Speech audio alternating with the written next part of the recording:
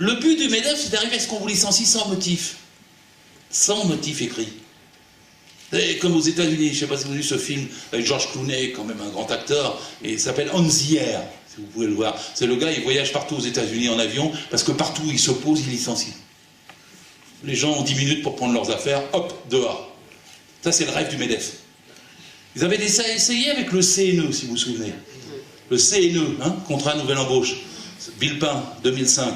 Puis le CPE, pour les jeunes. Contrat première embauche. C'était on vous licencie sans motif. Ils ont réussi à le faire passer dans un domaine, c'est ce qu'on appelle la rupture conventionnelle. C'est-à-dire que là, le salarié signe, mais il n'y a pas besoin de motif pour une rupture conventionnelle. On rompt le contrat. De toute façon, je te fous dehors sinon. Ou je te fais une faute grave.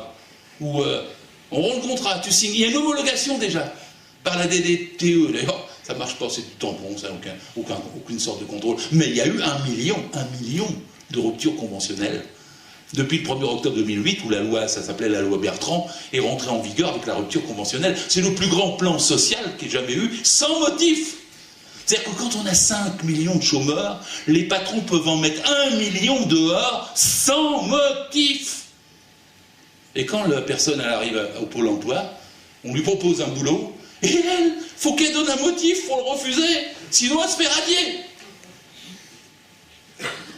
C'est pas des petits détails, ça, hein. Je pinaille pas sur des choses secondaires. J'ai dit au début que c'était un droit vital, essentiel, que même les salariés qui ne le savent pas, tout ce que je suis en train de dire, et je peux commenter encore sur plein d'autres aspects que je n'ai même pas abordés.